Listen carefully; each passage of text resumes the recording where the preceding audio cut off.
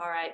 Good afternoon, everyone. Thank you so much for attending this talk with the Vermont Historical Society.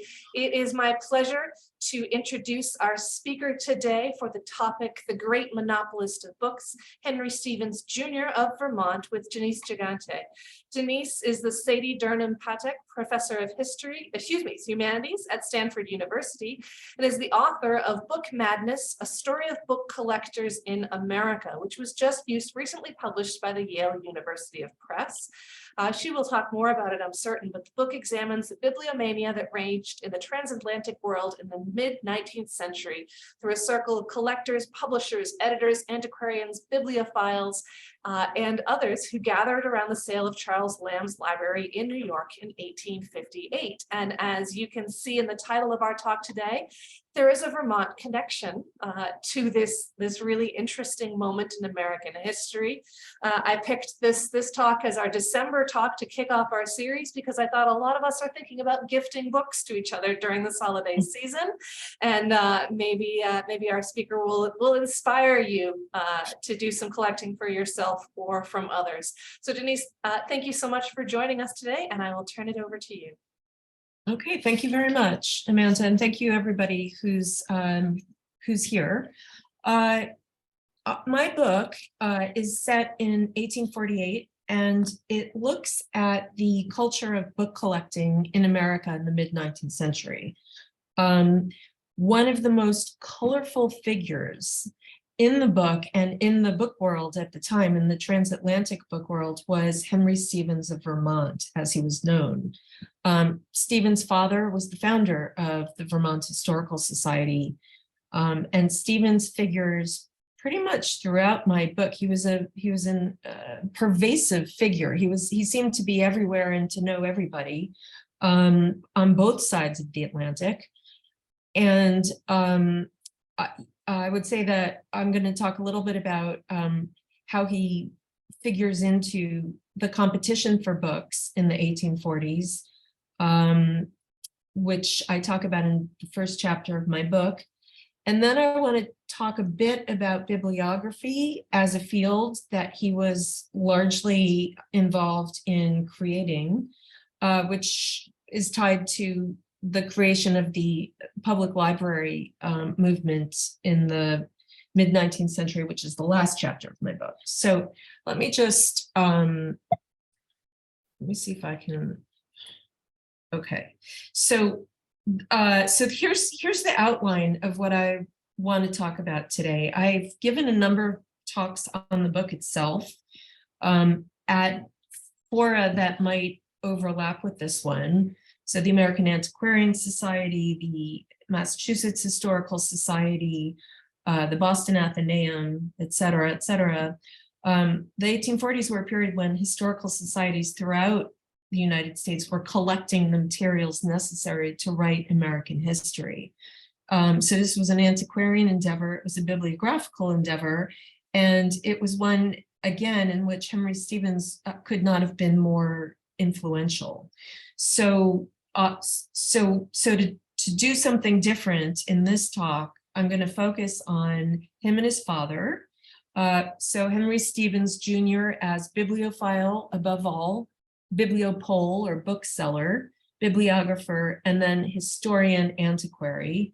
His father, Henry Stevens Sr., who was more of an antiquary historian than the other way around. If people are interested in the distinction, we could talk about that later. And a bibliomaniac. And again, there's a difference here between a bibliophile and a bibliomaniac in the 19th century. And then I want to, again, set Stevens in the culture of book collecting at the time, and then talk about the field of bibliography as it was emerging in the context of bibliomania, which was a passion for collecting old books, which peaked in the UK in the 1820s and then came to America in the 1830s and 1840s and was all the rage at least through the middle of the century. So this is Henry Stevens Jr. on the left. We see him here as he's always depicted, surrounded by books. And the name, his name had a very playful title following it, which was GMB for Green Mountain Boy. He was primarily, for most of his career as a bookseller, based in London, which was the capital and the center for old books in English, but he was very proud of his Vermont heritage, and he flaunted it rather than being ashamed of being a hillbilly or a Yankee or an American. He really used it to his advantage to create a whole field of American bibliography in London at the time. So again, if I say anything that's not making sense, just make a note to ask about it later. You can see on the left here that Stevens was very playful in his title pages. He signed himself, again, GMB, Green Mountain Boy, in addition to more serious titles like Fellow of the Society of Antiquaries in London. He was the literary agent in London of the Smithsonian Institution, which was where the Library of Congress was housed. And in fact, it was called the Smithsonian until an act of Congress in 1846 changed the name to the Library of Congress. This was the American National Book Collection, comparable to the British Library and the British Museum, although of an entirely different scale. At mid-century, the Smithsonian or the Library of Congress housed 50,000 volumes, whereas the British Library housed 480,000 libraries. It was a vastly different scale. And at that time, they had about 1,000 books only in their American collection. And Henry Stevens changed all that pretty rapidly. And also you'll see here that he has a quote from Shakespeare, which again points to his being somebody who, in addition to all of the bibliographical points about books as material objects, really was a genuine bibliophile first and foremost. This book on the right is positioning him at the end of his career. And the title of this book is Who Spoils Our New English Books? Asked and Answered by Henry Stevens of Vermont. And at the very end of the talk, I'll return to answer that question of who spoils our new English books.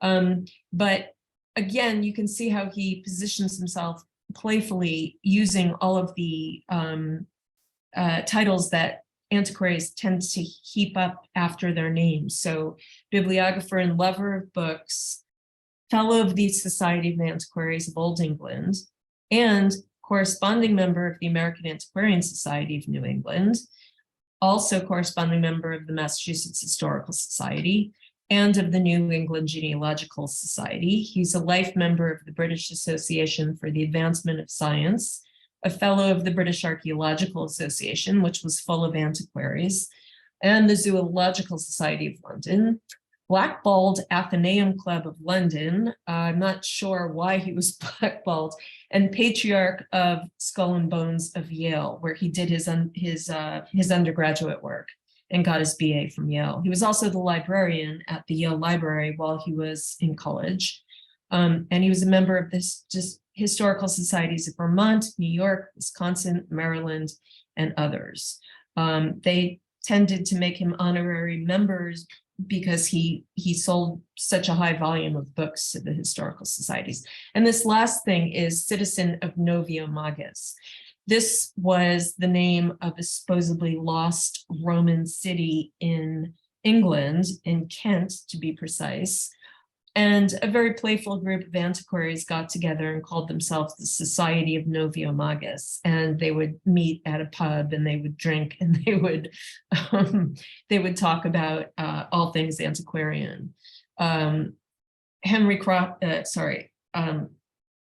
Thomas Crofton Croker, who was the author of the fairy legends of the South of Ireland, was the one who convened this club. And on the left, you'll see his minutes from the mid-19th century of, in this case, the 16th anniversary and the ordinary meetings of the society, and then Latin quotation, which he attributes to Juvenal, is actually from Virgil's Aeneid originally. Someday we'll look back on this and smile. And you'll see that his Crofton Croker's own hand sketch of the supposedly lost city of Novia Magus rises up in the background with a knight in front, astride a horse, who represents, no doubt, the antiquary in his quest for information about the past. Let's see. And Crofton Croker, when he met Henry Stevens, was very impressed. Thomas Crofton Croker may be a lost name to us now, but he was a major antiquarian figure in England.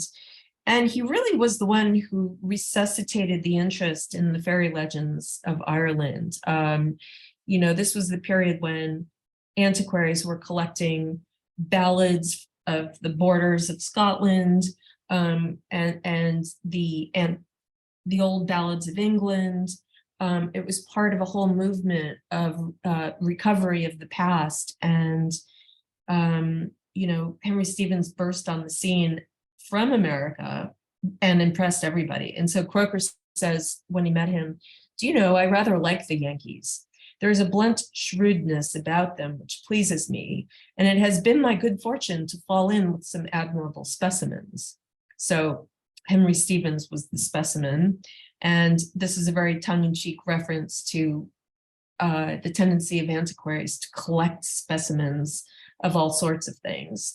For example, in this painting of Thomas Crofton Croker to the right, in addition to the knight you see in the background, you see a drinking horn here made from, according to Croker, a Highland buffalo, which was an animal that had been extinct for 300 years when he found it. And he was very pleased with this particular specimen of his collection. Okay, now Henry Stevens Sr., who is the founder of the Vermont Historical Society, was in him, you know, another oversized figure, another colorful, multifaceted, funny, intelligent, book-loving figure of American culture. Somebody who knew him said he was eccentric in person and speech. He was a farmer, innkeeper, and mill owner, a great reader with a passion for antiquarian study. And this is a sign from Barnet, where he was born and lived, and he served as a representative for the town on the Vermont state legislature. And he was born here in December 1791, educated at Beacom Academy. He was various times a farmer, innkeeper, mill owner, legislator, postmaster, temperance leader, I can't even read this, proprietor, and operator of the Passamsic Turnpike. Henry Stevens himself says of his father, he was no speaker, but generally managed to carry his point by force of native talent and ingenious surprise. So he gives this example of his father on the Vermont state legislature, interrupting a debate and saying, Mr. Speaker, may I ask if this candidate is the man who unarmed recently hugged a bear to death? He is. Then, sir, I think he is not the man to flinch under any circumstances. He shall have my vote. And again, I guess he held the day with that vote. Henry Stevens cataloged his father's library, produced the bibliography for it, which on the left is Bibliotheca Historica, which is a catalog of 5,000 volumes of books and manuscripts relating chiefly to the history and literature of North and South America, among which is included the large proportion of the extraordinary library of the late Henry Stevens Sr. of Barnet, founder and first president of the Vermont Historical and Antiquarian Society, the whole comprising such a collection of ancient and modern books, rich and rare, useful and common, as seldom occurs for sale in any country, including many titles never before recorded in an American catalog. And we should keep in mind that Henry Stevens Sr. began collecting pamphlets, manuscripts, and books from early America at a period when, well before the other historical societies began, and also when these materials were available on the open market. Much of what he picked up in his travels really you would never find today. You would never be able to find. Stevens also tells the story of his father going on one of his book hunting trips and discovering a bushel of old continental and state money, which had been redeemed but never canceled. And he called this his antiquarian currency. And he bought with it in his travels through the country vast numbers of old books, papers, tracts, etc. What we can imagine here is that he traded these objects for the ones that he wanted and that he brought back to Vermont. He also, for the state legislature, was the founder of the Committee on Useless Information and Antiquarian Lore, which clearly means lore, antiquarian lore. And whether that's a typo or because it comes from Henry Stevens Jr.'s recollections of his father, or an antiquarian way of saying lore, I really don't know. But we can contrast this idea of the Committee on Useless Information and Antiquarian Lore with the movement of the 1830s, which began in Boston and sort of spread everywhere, which was the idea of useful information. Useful information, was anathema to most antiquarians. You can see the penny magazine here, published by the American Society for the Diffusion of Useful Knowledge in 1842. And you can see the sort of, I guess you could say, cheapness and commonness associated with this idea of the democratization of knowledge. Antiquarians were not really interested in the democratization of knowledge. They were interested in discovery and really speaking to an audience of like-minded enthusiasts.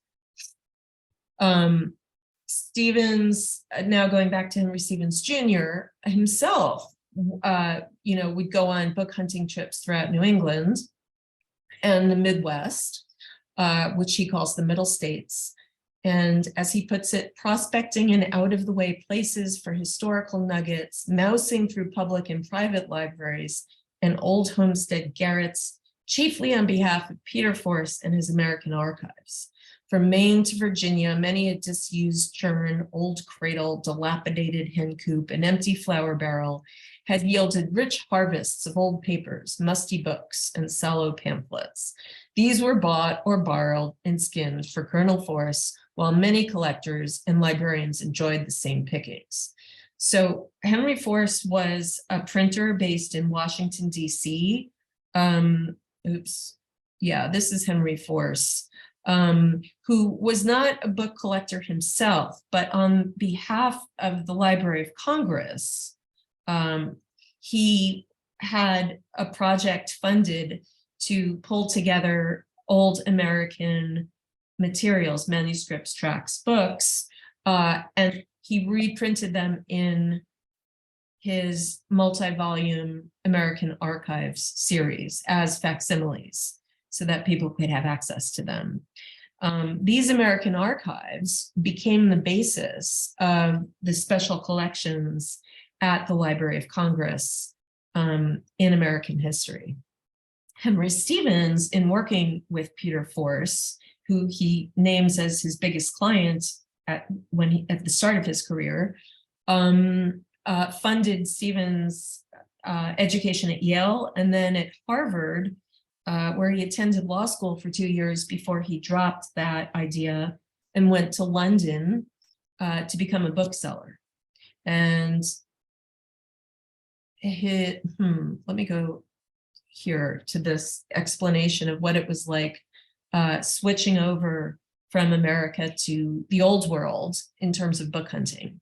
He says he knew enough, he had met enough booksellers, librarians, and others that he thought it was time to try the happier hunting fields of the old world, its libraries, its archives, its bookstalls, and its old homesteads. And in particular, what he was looking for was his field of expertise, American history. And this was undervalued at the time. Henry Stevens, again, built almost single-handedly the American collection in the British Library. And he also was largely responsible for creating a taste for American history by providing the materials that historical societies could use. He says it was a wild goose chase, but as the goose was caught, some details may be worth repeating. Those were indeed happy days when on a July morning, one might run down 100 brace of rare old books on America and London at as many shillings a volume as must now be paid pounds. The shops of Rich, Rod, Thorpe, Pickering, and others, these were the leading antiquarian book dealers in London, Obadiah Rich, Thomas Rod, Thomas Thorpe, and William Pickering.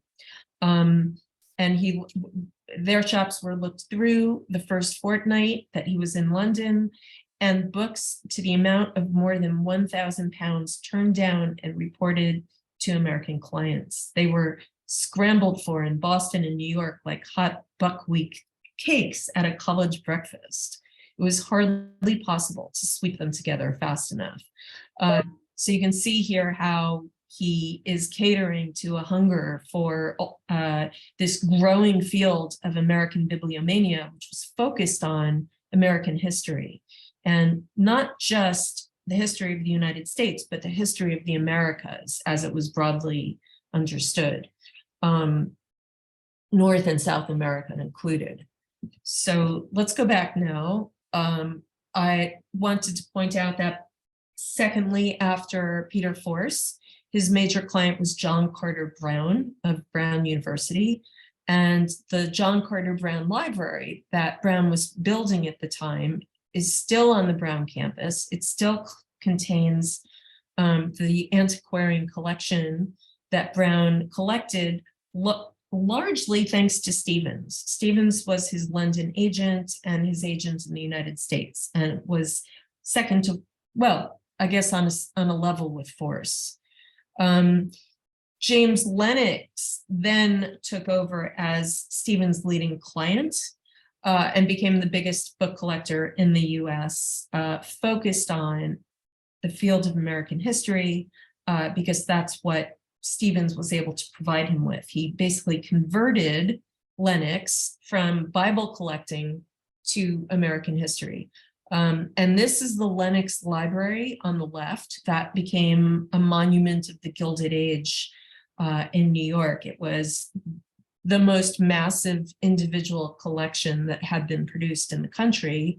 And it was incorporated around 1870 as a public institution. And it then merged with the Astor Library to form the New York Public Library. So again, we can think of Stevens as absolutely essential in the creation, not just of the American collection at the British Library, but of the New York Public Library, which was the first major American library, public library, and which to this day remains among the top 2 or 3 public libraries in the world. So he really left his stamp. Lastly, topping off Lennox was Anthony Panizzi, who had been appointed as the British librarian and who was building the collection of books at the British Museum.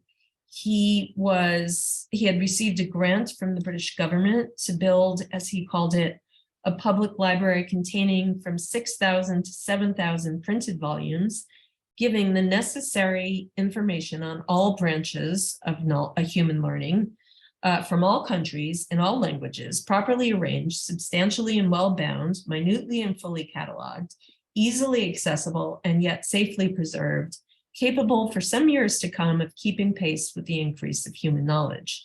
So Panizzi hired a number of book agents, and for the Americas, it was Henry Stevens, and Stevens rapidly pulled together a list of 100,000 volumes that the British Library agreed to buy.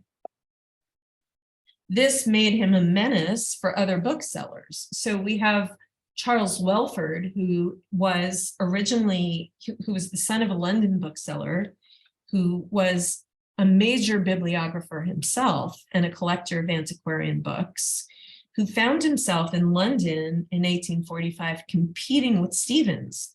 And that's where the phrase "the great monopolist of books" comes from, because Bartlett and Welford owned a bookstore in the Astor House, which Welford had gone to furnish, and he really couldn't find any books left after Stevens made his rounds of all the antiquarian bookstores. And he complained, and he wrote letters home complaining. This image you see here is in my book. It's the Astor House across from City Hall Park, and this would be the Croton Fountain at the center then of City Hall Park.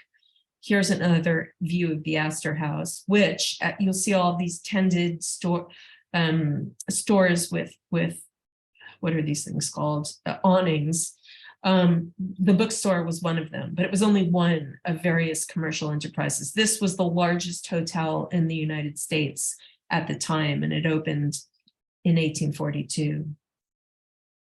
So here's John Russell Bartlett. Many of you know him from Bartlett's Book of Quotations, but he was himself an American antiquarian, a passionate scholar of American history, and for a while with Charles Welford, a bookseller in the Astor House. And it was Stevens who wrote to Peter Force apologizing. Sorry, it was Bartlett who wrote to Peter Force saying, "I'm sorry we can't find you any good materials from London." And here's his excuse: "Our friend Henry Stevens is the great monopolist of American books in London. He not only buys everything of value, but prevents all the respectable dealers from selling to others." So, he was, as we've seen, very proud of his quote unquote crass American style. This was all to the contrary of the British style of bookseller and bookman in general. And it wouldn't surprise me that Stevens, was ruthless in his business dealings, rather than gentlemanly, rather than putting on the gentlemanly facade. Welford became desperate in his battle with Stevens and wrote on July 18th, 1846, "It appears to me," he's complaining, he's broke now, "you cannot actually realize my situation, and yet I have been as explicit as I possibly could. You know the amount I brought with me, the various small sums I had to pay, the expense of living in London, and yet it seems you fail to scan the heaping inference that I'm here without a penny and only indebted to chance for the means of procuring a dinner. Surely I had a right to expect, etc., etc." He says, "I try not to think of my real situation here, for when I do, as when now writing, I am so astounded and thunderstruck that it takes away all power of expression." This is coming from a bibliographer and a bookseller who was pretty much unrivaled before Henry Stevens hit the scene. Now, in the time that remains, I would like to think about Stevens as as a player in the emerging field of bibliography, as to some degree a literary genre. So bibliography throughout the 18th century was, in effect, the naming, listing, and description of books, how many volumes, what size they were, etc., full titles, dates of publication, publisher. But in the early part of the 19th century, bibliography went back to its early etymological meaning of writing about books. And that took all sorts of, literary talent to make happen. And Stevens participated in that movement. And so that would be like the argumentative rather than informational part of my talk. I would see Stevens as part of an emerging school of creative bibliography. Now, that's not to say that Stevens wasn't a scrupulously accurate bibliographer. That was what he sought. And you can see this image here crops up in a number of his books. A single erratum may knock out the brains of a whole passage, he says. And this is a quotation from the poet William Cooper. But what it implies really is that bibliography is all about providing the accuracy needed for the proper writing of history, right? That bibliography is the field upon which history is based and upon which it depends. You need to know books inside out. You need to understand the materials that you're using and where they came from in order to get to the truth, get to the bottom of the truth of history. This was the idea. And that was a little bit the difference between the antiquary and the historian. You know, the antiquary was much more closely tied to bibliography and the act of collecting of materials. And the historian relied on those materials and very often collected them, but the emphasis was different. Henry Stevens, you'll see in his signature here in a presentation copy of one of his books, had a real artistic skill, and he was flamboyant. And yet again, these two things are held in balance in his own bibliography. He says that bibliography is both the hands of history. As these two poor hands are the slaves of the eye and ear, so bibliography, without distinction or reward, ministers to the wants of history.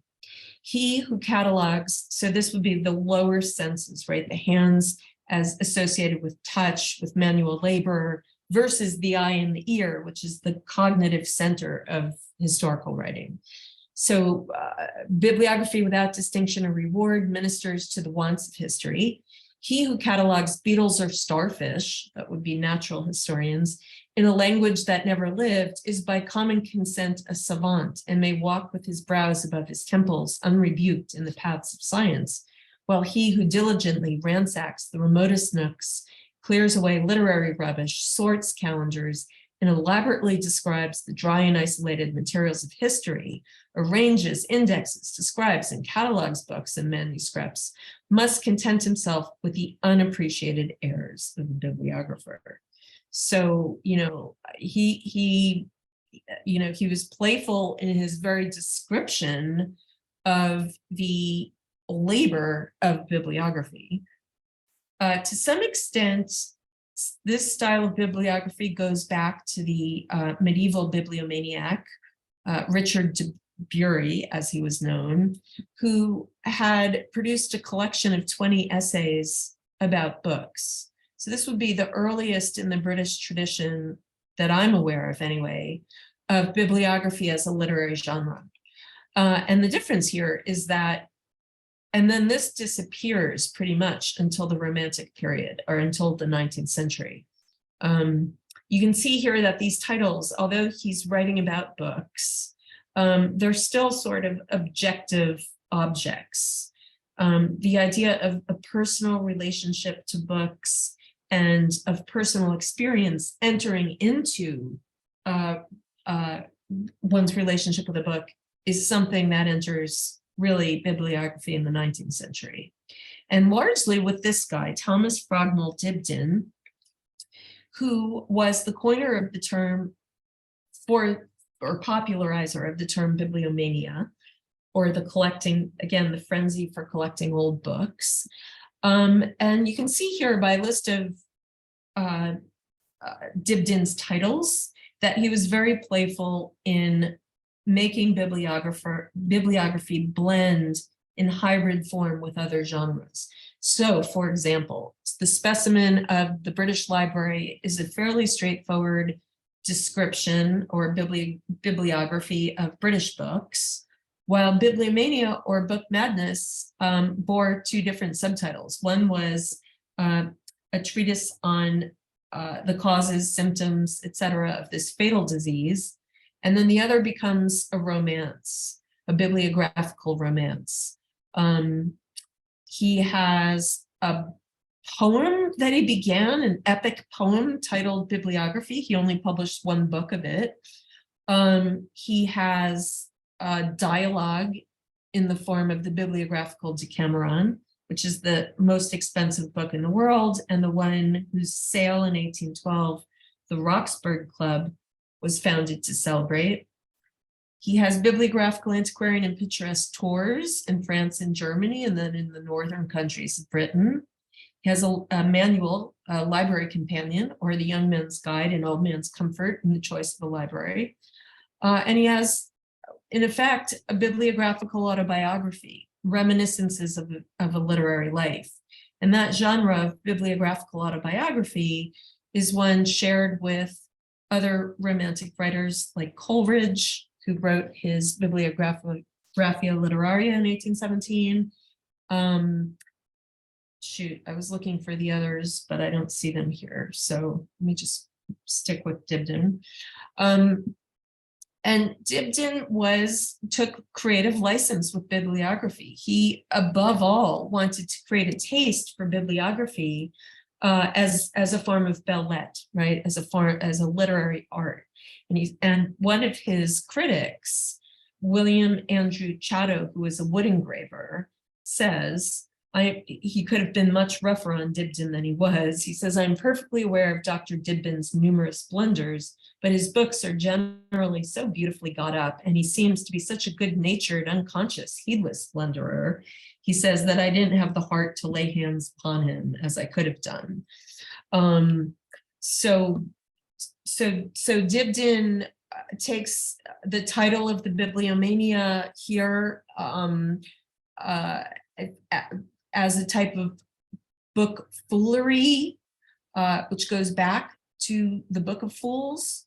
And this figure that you're looking at is the book fool, who spends his time brushing rather than reading his books. He knows all about their typography and their paper, but he doesn't know what's in them.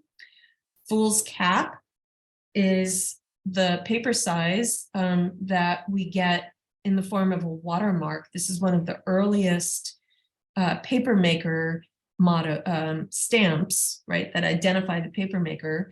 And it's Fool's Cap from the book Fool of this book that we're looking at, The Ship of Fools by Sebastian Brandt. It was a metaphor for state, right, that the ship of fools, it takes many fools to steer the ship of state. And the book Fool is merely one of them. Here you can see that Dibdin takes this detail from the larger wood engraving by Albrecht Dürer of the book Fool at his desk. Here he's just focused on the brush, really, and the fool's cap. But this is one of the things Dibdin was criticized for, which was reprinting engravings, and particularly wood engravings, out of context, right? So if you're going for 100% accuracy, this is anathema to you. But if you're going for a more creative style of bibliography, then it's great. This is the book Fool's motto. Still I am busy books assembling, for to have plenty it is a pleasant thing in my conceit, and to have them I in hand, but what they mean I do not understand. And that is quoted from Brandt's book, but Dibdin, you can see here on the title page, doesn't credit the author, nor does he credit the translator, Alexander Barclay. He credits the printer. This is the printer, Richard Pinson's Ship of Fools. It's the 1509 edition. So this is a very playful, tongue-in-cheek jab at himself as a book fool, right? As somebody who cares about the physical qualities of books over and above what they contain. Pinson was this is him. Here's his goose. You can see that he used Roman type before anybody else. He was, in fact, the inventor of Roman type, which is what we use now. Early printed books were in black letter. And then, of course, the other style was the italic style associated with the Venetian press. And here's where you see here's where you see the title page changing. From 1809, the subtitle is The History, Symptoms, and Cure of this Fatal Disease of Bibliomania. But in 1811, it becomes a bibliographical romance in 6 parts. And from the book Fool, you go to this very knowledgeable bibliophile in the Bodleian Library, surrounded by books. The Bodleian Library being one of the largest libraries in the UK. And then in 1842, the last edition of Bibliomania, there are no books at all on the title page. It's pure romance. And the books change from a rough woodcut to this more polished pile of beautifully printed books. And then I'll just end, the last 2 slides are going back to that question of who ruins our new English books, not old books, but books that are currently being printed. And Stevens lists the people involved in bookmaking: the author, the publisher, the printer, the reader, the compositor, the pressman, the paper maker, the ink maker, the bookbinder, and last but not least, the consumer, who, by being often ignorant and careless of the beauty and proportions of his books, is a great sinner. All of these are guilty of spoiling our new English books by sacrificing quality for quantity, for being able to sell more books by producing them more cheaply. And the last page of his book, again in that triangular shape, says, this is that publisher, the printer, or the binder may sometimes, nay, often does, if he can, shift the burden of his sins to the shoulders of his neighbor, but all the faults finally will come back on the consumer if he tolerates this adulteration longer. If, in other words, the public is willing to buy cheaply made books, then they pretty much get what they deserve. Because bibliography is all about the appreciation of the book as an object beyond a text, say beyond an ebook today. And this image occurs throughout Stevens' publications. This is bibliography. This is what it looks like. It's the slow gathering of water at the well, drop by drop by drop. And, you know, I guess the implication would be the carrying of it to the historian. So let me end there. I'll stop my share so that some time remains if anybody has questions. Yeah. Sure. Thank you so much, Denise. We have one question in the Q&A section so far, and I will take this moment to remind all of our attendees that you can also ask questions if anything comes to mind based on what you have learned today. By using that Q&A function, look on your Zoom bar and look for the Q&A. Click there, and you can type a question as well. That's the easiest way for us to get your questions and for our speaker to answer them. So. Ruth asks, was Stevens collecting just a passion for books, or was it a way to make money? If it wasn't a way to make money, what was his livelihood? It was a way to make money. He was a very successful bookseller, and his specialty was antiquarian books related to America. And those divided into 2 categories. One would be books printed in early America, the earliest books that were printed in America on any subject, or 2, early printed books relating to America. And those tended to be books of travel and discovery, describing the Americas, plural. So yeah, so he was a bookseller. He made money, but he really had fun with it, and he loved books, which is why I sort of classify him above all as a bibliophile. Thank you. Mm-hmm. I'll wait for any other questions from our participants, but in the meantime, while I was listening to you and seeing some of these illustrations as well, I was so struck by the very fine line between very serious collecting and a whimsical sense about their collecting. And it seems to me the title that struck out to me was the sometimes fatal disease, for example. It struck me that it's not always easy to tell where the satire line is with some of these publications. So I don't know if you have any reflections on that. Yeah, I think that's a really, really great observation. I think that the genre of bibliography as a literary genre, again, this is different from producing bibliographies or accurate lists of book titles, dates, publishers, that bibliography as a literary genre tends to be very, very tongue-in-cheek. And that's sort of what characterizes tongue-in-cheekness, that you can't really tell where the seriousness is beginning and where because the two are often bound up together. They're serious about their love for books, that they're serious about their book foolery, but they're self-aware fools, right? So if in the past, for example, somebody like Joseph Addison or other writers would mock a bibliographer as somebody who doesn't really understand literary tradition, it knows only about books, that person is a fool because they're really unaware. They're a pedant.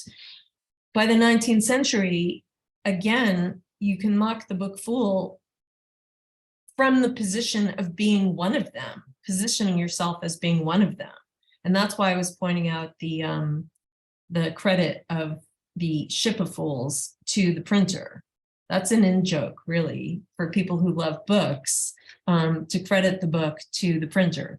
I think that is something that's shared with the emerging genre of gastronomy. It's also something in the essay tradition. It's an interesting fact that in the 19th century, when you're writing about material tastes, whether it's for food or for books or for things that were never really considered part of the fine arts, whereas bookmaking has become an art by the 19th century, there's very much of a self-consciousness at play in the writing about it, right? Self-conscious that I'm treating this with high seriousness. And yet I know, that this is materialism and consumerism. So books were an art, but not according to, say classical aesthetics. They wouldn't have been defined in that way. And I guess the difference between serious and whimsical book collecting also comes down to the idea that if you're a serious collector, you have a vision for your collection. You have a sense of what it's about, what your area of expertise is. So for Henry Stevens Sr., obviously that was about Americana, and in particular, Americana, basically, early American materials that were just being discovered. If you didn't have a vision for what you were doing and you simply collected books more whimsically, so to speak, then you were in a different category. You were sort of more in the category of middle-class bibliophiles, belletrists, people who liked having books on their shelves, but didn't spend their last penny on them, as many of the people in my book did. So, thank you. That's really interesting elaboration. We have two more questions from our participants. Sarah would like to know, do you know if Stevens assisted the University of Vermont to build up its early library collection? I know that representatives traveled to London to buy and wondered if Stevens was involved with that. That's an interesting area of research. I don't really know. I know that rather than, say, donating his father's library in toto to the Vermont Historical Society, I think he sold it. I'm not sure he was particularly, what is the word? I guess it relates to the other question, the first question, which is to say that Stevens was a bookseller first and foremost. He was a bibliophile, but he was out to make money. And in a trade that, it's difficult to make money in book selling, and particularly selling old books. So he was very, very successful at it. He loved doing it, but that required him to not be much of a philanthropist when it came to books that were in his possession. He sort of They came in and they went out. And many of those books went to institutional libraries, such as historical society libraries, libraries that were founded as public libraries, so the British Library, the Library of Congress, and independent libraries built up by people like John Carter Brown and James Lennox that later became the core of major institutional libraries, such as the Brown University Library or the New York Public Library. So I don't really know much about, yeah, I don't really have a good answer to that. Sorry. It does sound like a fun topic for future research, perhaps for one of our participants today. Yeah, definitely. Yeah. Thank you. One last question. Beth says, thank you. I especially like the distinction you've made between bibliophiles and bibliomania. With tongue firmly in cheek, have you contracted either disorder yourself? So, I have to admit that, so I had a Guggenheim Grant Fellowship to work on the book in 2012, because I had a sabbatical year that year. And the book came out 10 years later. And the reason for that is I spent my sabbatical year book collecting, and rather than writing about books. And it was bigger than me. I understand the psychology of obsession that goes along with book collecting. In fact, with any kind of collecting, it's a very, it's very obsessional, and it's all consuming, and it's passionate. So yes, I do understand the disease, but luckily I've been cured of it, and I did finish my book, and I still have some space left in my house for my bed. So that's more than can be said for some of the bibliomaniacs who are in my book. Well, thank you so much for joining us today, Denise. I greatly appreciate your time. And for those of you who did not catch the beginning, Denise is joining us today from Italy. So across the Atlantic, much like the subjects of some of today's talks. So thank you again. Thank you everyone for joining us today for future talks and future information from the Vermont Historical Society, or if you've got the bug and you'd like to come research some books here at the Vermont Historical Society, come to visit vermonthistory.org and learn more about how you can visit or learn more about the programs of the Historical Society. This talk today was recorded. It will be up on YouTube. Give us time to get the captions ready for accessibility, and it will be up on YouTube, I would hope, by early next week. If you sign up in advance for the program, you'll get a link in your email where you can revisit it or send it along to anyone else you think might enjoy it. Thank you again, everyone, and I hope you have a lovely rest of your day. Thank you.